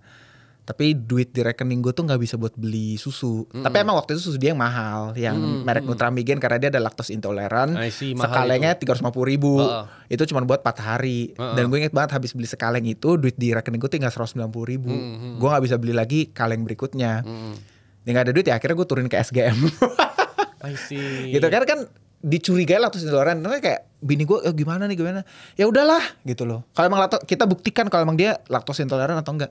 Ya kayak beli yang murah SGM 80.000 gitu dan nggak ada masalah sih. Dan itu bener-bener kayak gue inget pas bini gue hamil, kita emang jual semua perhiasan juga. Perhiasan dia juga kita jual. Apa yang bisa dijual ya jual. Semua yang dijual sih itu. Semua yang bisa dijual.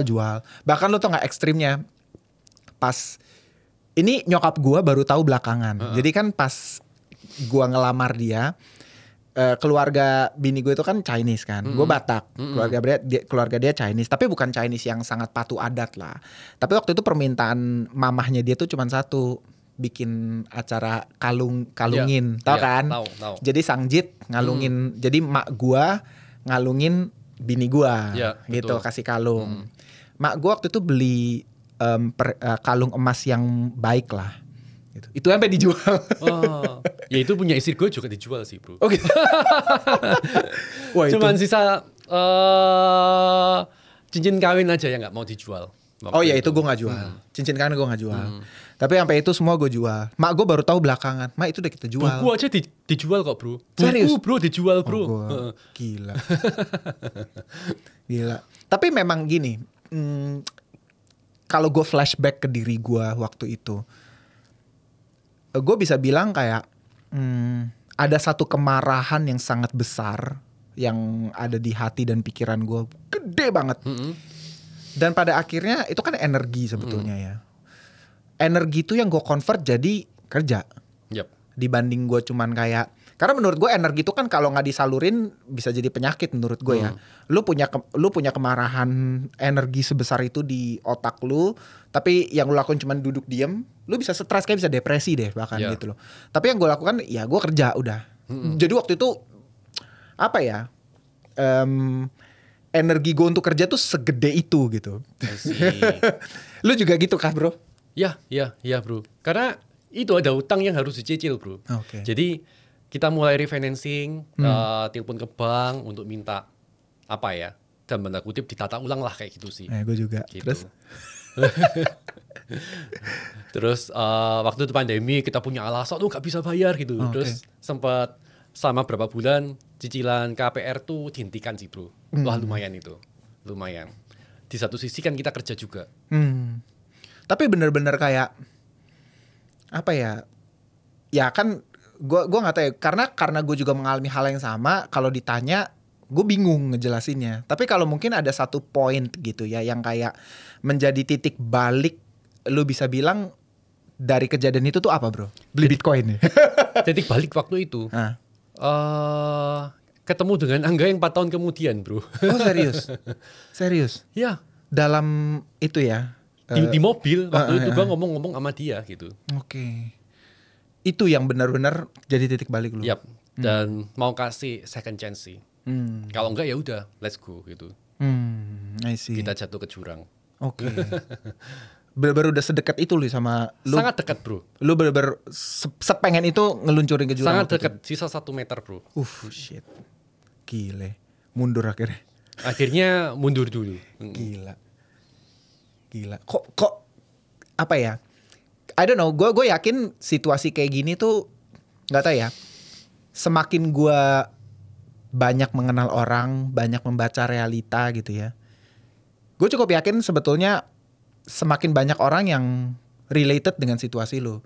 Karena situasi sukses itu tuh tidak related dengan banyak orang. Itu cuma diinginkan banyak orang.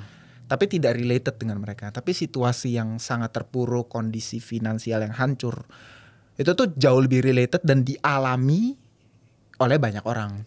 Nah, kalau lu boleh kasih satu advice ke mereka yang lagi mengalami hal itu, lu bakal bilang apa bro? Ya, give yourself second chance and take any opportunity. Jangan ada di tempat yang sama. Karena kegilaan tuh mengulangi hal yang sama tapi expecting different result gitu. Itu kegilaan sih. Kalau waktu itu aku masih ada di kapal yang sama bro, ya hasilnya akan tetap sama. Tapi karena aku udah lompat kapal waktu itu ke YouTube, itu jadi cerita yang sangat berbeda sih bro. I see. Benar-benar harus berani lompat kapal sih. Tapi nggak banyak orang berani lompat kapal dan bakar kapalnya sih bro. Gue setuju. No turning back. Gue setuju. Salah satu strategi yang orang itu banyak pikir benar itu adalah kan lu harus punya second plan kan. Kayak lu harus punya plan ABC gitu. Kalau yang A nggak berhasil, lu lakuin B. Kalau B nggak berhasil, lakuin C dan seterusnya. Tapi gue cukup kontrarian dengan itu. Iya gak sih? Betul. Berarti lu gak punya conviction dengan diri lu sendiri. Exactly. Gue aliran yang percaya dengan prinsipnya Napoleon. Ketika dia mau ngejajah, nyampe di pulaunya yang dilakukan bakar kapalnya. Betul. No turning back. Lu harus menang di situ. Kalau lu gak menang, ya mati. Udah. Mending menang atau mati sih. Sebagai laki-laki mendingan saya mati di situ daripada pulang kalah. Dibanding pulang kalah. Betul. Itu plan B kan. Pulang kalah nanti cari tempat lain nggak? Nggak ada. Mati di situ. Menang. Udah. Lu jadi otak lu fokus, tidak ada noise, energi lu akan lebih besar karena lu tahu ya nggak ada plan lain. Nggak ada plan lain. Kalau gua nggak menang, gua mati. Gua juga aliran yang gak tau ya, gue tuh kalau orang nanya ke gue nggak pernah advice hal itu. Tapi setelah gue flashback yang benar di otak gue, iya ya gue mikirnya kayak gitu. Kayak apa yang tadi kan orang kalau no turning back yang tadi itu. No turning back. Lu harus punya conviction all in. Betul. Gitu. Ya kalau kalah ya udah accept. Mending lu terima kalau lu kalah dibanding lu stop tengah jalan lakuin hal B. Yes. Iya toh? Karena orang punya plan B, C, D, E, akhirnya juga plan A-nya nggak bisa terminus dengan baik sih. Benar. Malah menurut gue ketika lu punya plan B, lu akan meragukan plan A. Iya nggak sih? Dan itu sumber kegagalan. Actually. Gue setuju. Berarti ada ragu-ragu di dirimu. Betul. Once lu punya plan B, C, D, menurut gue lu nggak certain dengan plan A, dan kalau lu nggak yakin dengan plan A, lu nggak akan berhasil achieve plan A. There's no way lu akan berhasil. Betul. Lu harus seyakin itu sampai ya lu gak punya plan B, C, D, E, pilihannya menang atau kalah udah. Betul. Nice. Lu juga lakuin itu dan sekarang di Bitcoin lu seperti itu. High conviction, all in. Betul. Salut. Nasib kita di Bitcoin. Tapi berarti Bitcoin bisa dikatakan for the past 38 years of your life, ya the best thing that was happen in your life ya? Ya, the best thing ever. The best thing ever. Bitcoin ya? Yap, sayangnya nggak tahu lebih early sih. Iya. Gue tapi bisa nggak tahu ya, karena kita berada di industri yang sama dan gue juga dapat lucknya di sini, gue juga bisa bilang kayak ya for me personally ya kebetulan bukan Bitcoin, tapi industri kripto, masuk ke industri ini tuh keputusan terbaik lah yang gue pernah buat. Yap. Masuk industrinya. Termasuk gue kan juga dapat dari industri kripto juga, bro. Karena kan Bitcoin dan Web3 itu bersinggungan actually gitu. Betul. Bersinggungan. Betul. Teman-teman kita juga masih sama, bro. Iya kan? Iya, benar. Wah, nice lah. Gua senang banget nih dengernya. Tapi terakhir gini deh, bro. lu ada gak sih kayak I don't know, mungkin kayak lu punya pesan-pesan terakhir gitu, atau satu hal yang lu pengen conviction lu pengen share ke audience, anything lah.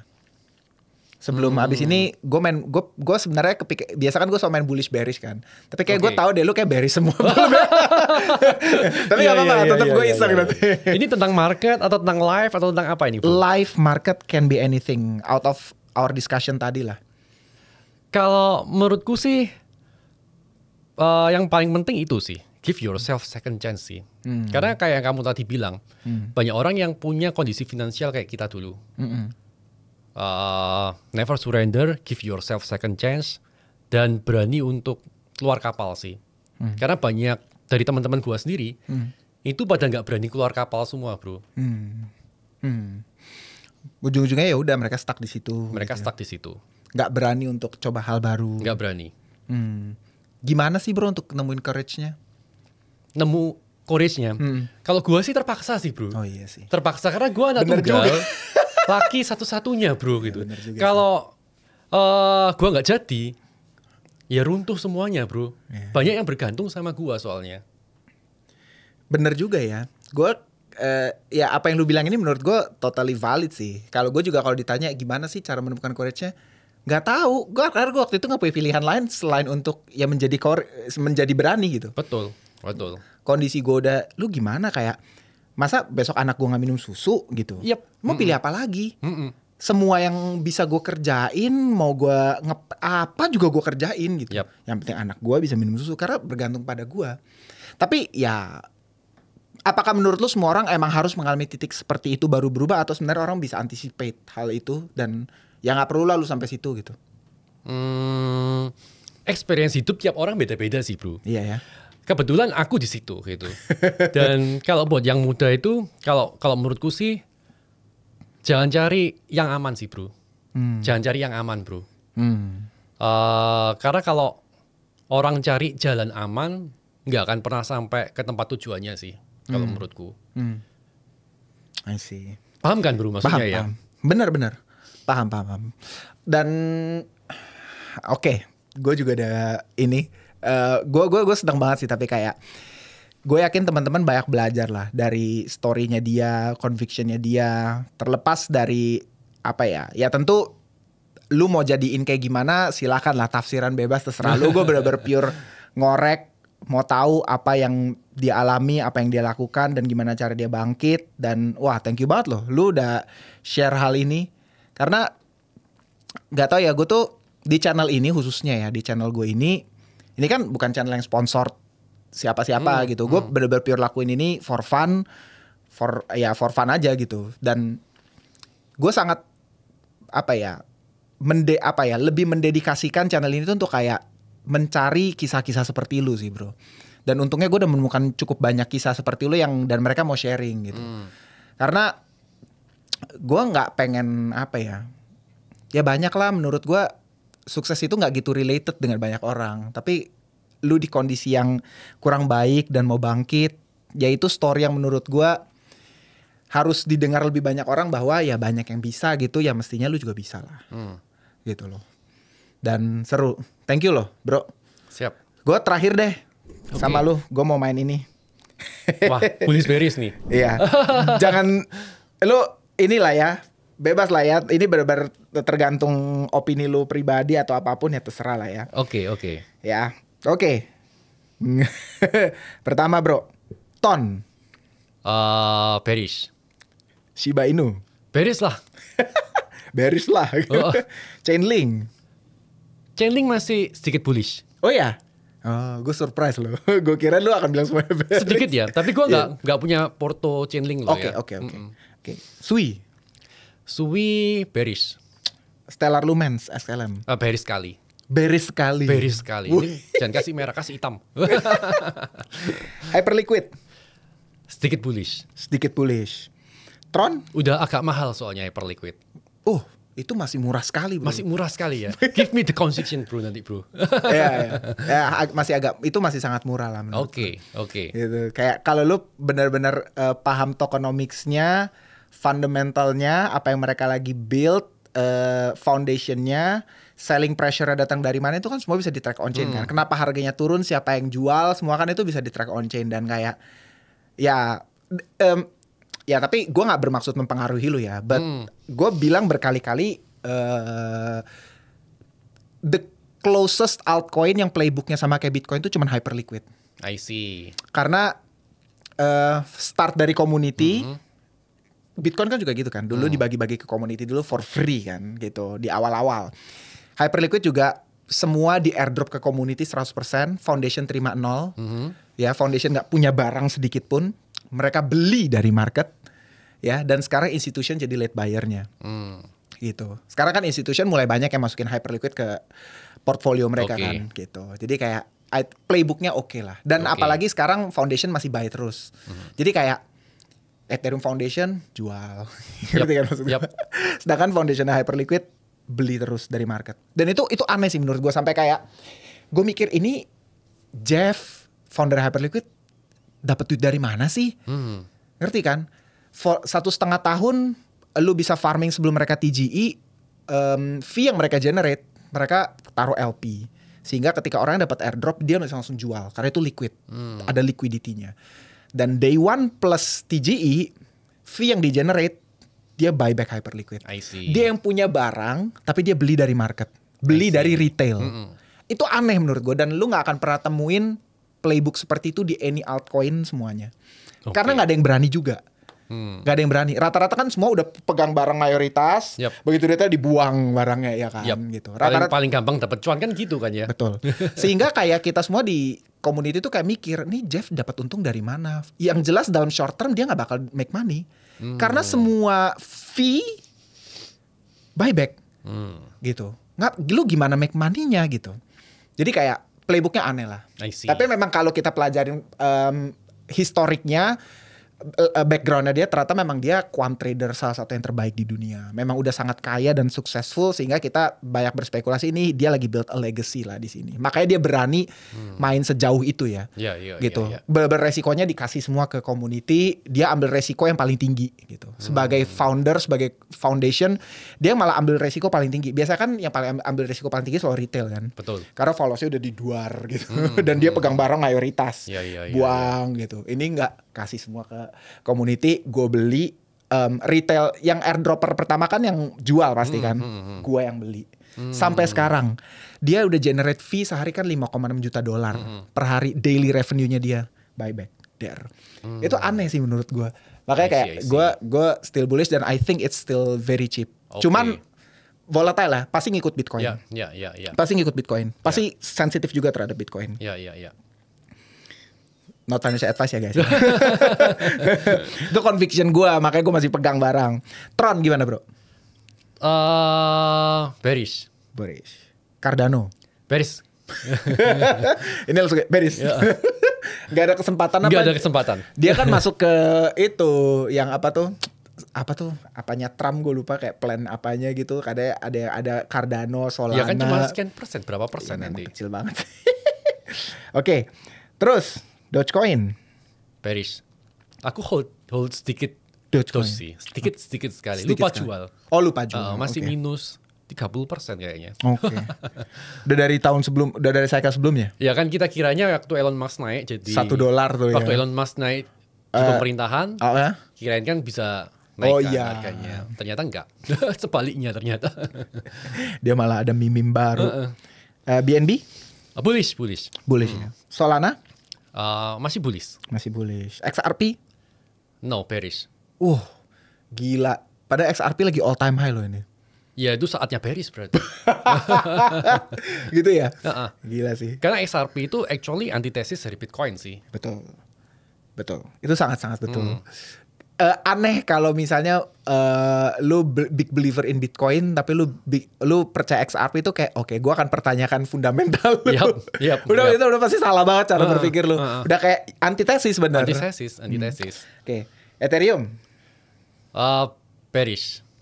Oke. Gue masih Bitcoin udah pasti bullish lah ya. Bitcoin bullish, giga bullish bro. Ultra giga mega bullish. $1 juta. Maybe more sih bro, maybe more. Maybe more. Selama uang terus dicetak dan selama masih ada, ya kan masih ada market lain yang bond semua yang belum ke tap in, semuanya bisa eventually bakal lari ke sini. Betul. Mesinnya kan nambah terus, bro. Ya. Kalau dulu 2024 kan ETF. 2025 sekarang Bitcoin Treasuries Company. 2026 mungkin ada Bitcoin Strategic Reserve. Iya kan? Ya, 2027 mungkin nggak tahu, mungkin Bitbond, mungkin bro pernah dengar Bitbond kan? Oh belum. Bitbond tuh jadi negara keluarin surat utang tapi di backup sama Bitcoin. Maksudnya negara keluarin surat utang tapi sekian persen, 10% dibeliin Bitcoin, bro. Is it possible menurut lo? It's possible lah. Terserah dong negara mau utang dibelikan buat apa. It's very possible, bro. Bukannya itu jadi conflict of interest dengan currency-nya mereka ya? Enggak juga. Karena kalau nggak dibegituin, surat utangnya nggak laku, bro. Ya itu dan cara suku mereka bunganya akan makin tinggi terus gitu. Itu cara mereka meyakinkan buyer dari surat utangnya bahwa gue beliin Bitcoin juga kok untuk ngejaga reserve-nya. Ya, dan gitu. ada pembagian profit kalau Bitcoin-nya ternyata gain, bro. Jadi ada yield dari fiat-nya, dari surat utangnya, juga ada yield dari Bitcoin. Itu yang menarik. Oke, terakhir gue mau tanya nih, lu pernah nggak sih baca yang kayak prediksinya itu GCR? Lu tau akun di Twitter GCR, tau gak sih? Tahu, tapi nggak terlalu ngikutin sih gua. Oke. Jadi gue ingat di 2023 awal, gue berkali-kali nge-quote itulah dan cerita itu, dan actually itu salah. Dia kan bisa dikatakan dari 2021 belum pernah salah lah. Kecuali nggak tahu, terakhir kan salah satu prediksi dia yang masih ditunggu orang-orang kan Ethereum 10.000 by 2030. Tapi by 2030. 2030 ya? Iya, 2030. Ethereum 10K. Ya kan gitu. Dia juga yang bilang kayak ketimbang lu bet altcoin ABCD, just buy Bitcoin Ethereum itu udah pasti, itu almost certain lu pasti menang along the way. Nah, dia tuh ada satu prediction yang menarik dan ini lumayan ngebentuk cara berpikir gua gitu. Dimana dia bilang kayak if last cycle peak of the cycle itu ditandai dengan institution over leverage Bitcoin. Ya kan? Di siklus sebelumnya. Itu institution over leverage sehingga pada wreck gitu. And 2021 ya? Iya. Oke. Dan dia bilang next cycle, dia nggak bilang next cycle sih, tapi kayak the next peak menurut dia countries over leveraging Bitcoin near the top. Itu akan menjadi penanda pucuk. Gitu. Peak dari bull market, countries over leveraging. Lu agree dengan itu? Is it possible to happen? Kita nggak tahu gamenya gimana nanti ya, tapi kurasa itu masih jauh banget sih, bro. Masih jauh banget. Pada saat country over leveraging, aku yakin Bitcoin nggak 1 juta US dollar, bro. Mungkin bisa 15 juta US dollar, bro. Iya kan? Gila, serius. Countries loh nih, bro. Countries. Udah jauh ngalahin gold berarti market capnya? Ya pasti sih gitu. Gila. Sekarang market cap bond market aja itu berapa puluh kali lipat gold, bro. Jadi lu ya possible, tapi emang dibilang years away sih. Masih very very years away sih. Years away. Sangat jauh sekali sih. Sangat jauh sekali. I see. Ada yang bilang bahkan itu katanya bisa jadi di next cycle. Tapi ya benar ya, kalau misalnya tesis lu adalah secular bull run, ya bisa jadi benar-benar panjang, habis itu ya topnya ditandai dengan itu gitu. Betul. Karena di cycle-cycle yang lalu tuh kan kalau yang 2021 tuh kita bear market karena kan ada QT, terus ada suku bunga yang dinaikin dari 0% jadi 5% itu kan gede banget, bro. Gitu. Nah sekarang kan kita nggak ada secara makro ya, nggak ada tesis untuk suku bunga naik berkali-kali lipat. Benar. Nggak ada tesis QT jauh lebih gede gitu. QT-nya malah dikurangin gitu. Malah mungkin ada chance untuk QE gitu dan rate cut gitu. Jadi secara makro sih nggak ada syarat untuk beruang itu bangun sih, bro. That's why lu believe in that ya. Yep. Termasuk historical gold ETF. Ya. Ethereum ETF juga kah termasuk di situ, bisa secular bull run? Oh, Ethereum ya. Ethereum nih masalahnya, bro. Pada saat bull run, foundationnya jualan itu gua nggak paham. Benar. Itu gua nggak paham, gagal paham gua. Padahal dia kan project Web3 ya. Dia kan punya dApps, punya application tuh. Ya. Kenapa nggak landingin aja Ethereum di AAV misalnya, daripada jual gitu. Supaya makin liquid dApps-nya, dan habis itu dia juga ngeredam selling pressure juga. Betul. Artinya foundation nggak punya conviction di barangnya sendiri, bro. Atau sebetulnya gue pernah baca juga teori di Twitter adalah foundation memang harus jualan supaya Ethereum bisa naik, supaya barangnya pindah ke institution.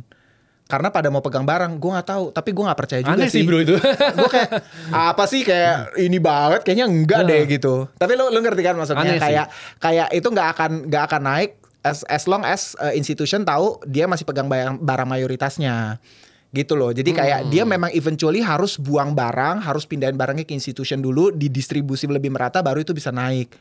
Hah? Tapi kalau yield staking Ethereum di atas suku bunga dan ada ETF untuk staking Ethereum, itu mungkin bisa jadi narasi bullish buat Ethereum sih. Termasuk anjir, gue jadi nambah nih tiba-tiba kepikiran. Lu tahu kan tentang kayak the big narrative di this year sebetulnya kan, lu pernah dengar kan tentang the rise of stablecoin kan? Stablecoin, oke. Stablecoin itu yang jadi big narrative of this year gitu. Makanya kemarin kita bisa lihat ada raise fundnya si Plasma yang 5 bills kayak tiba kejual dengan sangat cepat gitu. Dan lain-lain, maksudnya kayak pada berusaha bikin stablecoin, dan eventually ketika memang semakin banyak optionnya itu kan sebetulnya menguntungkan. Ya pada akhirnya mereka semua kan katanya sih ya akan di Ethereum, di ERC gitu loh. Gitu, dan itu yang akan benar-benar kayak bikin ya itu benar-benar bakal very strong. Itu like Ethereum ke depannya itu bukan ditopang oleh DEX, DeFi, DEX segala macam, but with stable coins gitu yang akan use cases semakin besar gitu. Tapi kenapa harus di Ethereum bro? Bahkan Tether aja paling gede masih di Tron bro sekarang. Iya sih. Nggak ada alasan tuh harus di Ethereum tuh, nggak ada alasan itu sih bro. Mau di Solana, mau di Layer 2 juga bisa kan bro? Benar. Iya kan? Benar. Tapi Layer 2 kan ujung-ujungnya Ethereum lagi kan? Ethereum lagi, tapi kan nggak ada profit untuk foundation bro gitu. Nggak ada keuntungan apapun kayaknya. Cuman mungkin ningkatin narasi aja ya. Ya let's see lah. Gitu. Tapi ya nggak tahu lah ya, balik-balik gue jujur udah nggak gitu segitunya banget gitu, karena gue lebih consider sekarang kalau ada uang fresh gitu ya gue beli Bitcoin aja gitu. Beli Bitcoin aja. Ya gue memang masih punya beberapa altcoin kayak Hyperliquid, Ethereum gue juga masih ada. Tapi kalau fresh money banget, apakah itu hasil dari gue trading, gue just buy Bitcoin aja lah. Gue udah males kayak ya riset kayak gitu, males gitu. Yang kayak altcoin gitu mencari alpha, kayak buat gue udah gak ada alfanya gitu. karena pada akhirnya mungkin kita semua balik ke chart sih bro. Benar. Dan insider bro. Iya. Chart dan insider itu sih. Ya menurut gue ya gitu. There is no alpha. Alpha-nya Bitcoin-nya udah gitu loh. Gitu. Other than that kayak bukannya nggak bisa, tapi kayak lu harus jago timingnya udah. Gitu. Kalau lu jago trade dan timingnya, ya you bisa make money gitu. Counterparty-nya banyak sih tapi bro. Iya kan. Lawan kita ini kan banyak. Lawannya. Kan market tuh punya lawan gitu. Betul. Nah lawannya itu banyak kalau di altcoin. Betul. Salah satunya kalau Ethereum ya foundationnya sendiri gitu. Dia akan ngedam lu gitu. Oke, sip. Kalau gitu gue akan close di sini. Kita udah lama banget, kayak udah 1,5 jam kali ya ada kira-kira. Ada gak sih? 1 jam 20 menit ya, oke. Bro, thank you banget loh udah join. Guys, sekali lagi gue ingetin sama kalian semua apa yang kita bicarain di sini definitely not a financial advice. Kalian hendaknya cuma belajar, dapetin conviction terutama mengenai Bitcoin atau makro or anything. Silahkan, and itu aja sih. Kita ketemu di next episode. Oke, bye-bye semuanya. See you on next episode. Bye-bye.